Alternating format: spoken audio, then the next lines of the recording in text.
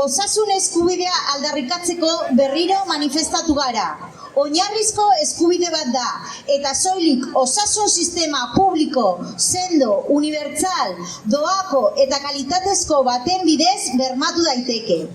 Lehen mailako arretaren murrizketak eta azpifinantzaketa, langile falta, lan kargak eta lan prekarietatea, medikurik gabeko osasun zentroak, herritarrek beste udalerri batzuetara joan behar izatea arkatuak izateko, larrialdiak kolapsatuta egotea eta pazienteak korridoreetan artatzea osasun publikoaren desmantelamendu eta privatizazio estrategia baten parte dira, zerbitzuaren kalitatea hondatzen duena. Alberto Martínez, osasun sailburuak, bere aurreko kargudunekin bat eginez, marketing kanpaina intentsiboa garatzen ari da. Errealitatea manipulatzen duten datuak eskainiz, herritarrak nahasteko eta desmobilizatzeko helburuarekin. Duela hilabete gutxi batzuk, itxaron zerrendak ez zirela pandemia aurreko zifretara iritsiko adierazi zuen mediku profesionalen falta dela eta 2028 arte handituko zela eta 2025 arte ez zela berreskuratuko. Orain, familia medikuntzan eta espezializatuan nabarmen murriztu dituela dio, bere baieztapenak sostengatzen dituzten datu zehatzik eman gabe. Nola da posible profesional gutxiagorekin murriztea? Errealitate gordina da, oraindik pandemia aurreko zifretatik gora daudela. Espezializatutako arretan 19 hilabete baino gehiagoko itxaron zerrendak daudela. Familia medikuntzan aste bat, eta jenden handitzea, batez ere familia medikuntzan. Lan kargak handitzea eta arreta denborak murriztea. Azken finean, arreta kalitatearen okertzea. Sailburu jauna, tramparik ez egiteko, eman datu errealak eta batez ere gardentasun ariketa bat egin, itxaron zerrenden kontrol publikoa albidetuz, gaur egun kudeatzaileen nahiera manipulatutak daudenak.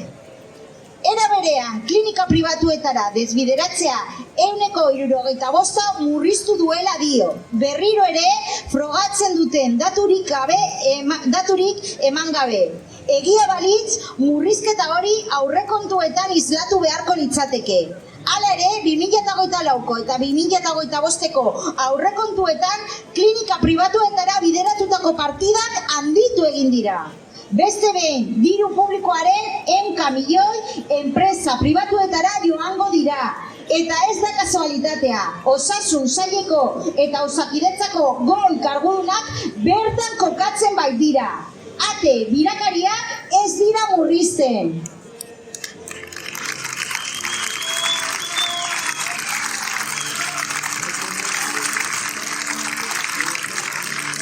Ez Euskal Osasun ituna, ez marketing estrategia gisa ateratako neurriek eta iragarkiek ez dituzte krisi honetara eraman duten arrazoia jorratzen. Ez dituzte arazo strukturalak identifikatzen. Kelainoak besterik ez dira. Haiek markatutako ibilbide horria ezkutatzeko. Gotzone Sagardui aurreko sailburuak iragarri zituen plana. Orain klinika pribatu bateko zuzendari medikoa. Bere horretan jarraitzen dute. Eta horregatik, inoiz baino beharrezkoagoa da presio soziala mantentzea eta erantzune politikoei, sindikalei eta sozialei eskatzea beharrezkoak diren aldaketa strukturalak jorratzea eta aldaketa estetikoak eta sirenaren kantuak gainditzea. Privatizazioarekin amaitzea eta dagoeneko privatizatutako zerbitzua berreskuratzea exigitzen dugu. Gehiago inbertitzea eta hobeto inbertitzea lehen mailako arreta lehenetsi. Eredu aldaketa bat exigitzen dugu, prebentziora eta osasun sustapenera bideratuta. Lehen mailako arreta sendoa, gertukoa, aurrez aurreko kontsultekin, gomendatutako kupoekin eta arreta kalitatea bermatzeko nahikoa denbora duten kontsultekin exigitzen dugu.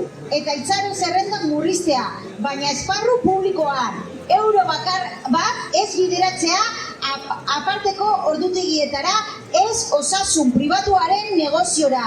Eta plantilla nahikoa, egonkorra eta ez prekarizatua bermatzea. Ez digute irudi kanpainak eta promesak balio. Arazo estrukturaletarako benetako konponbideak baizik.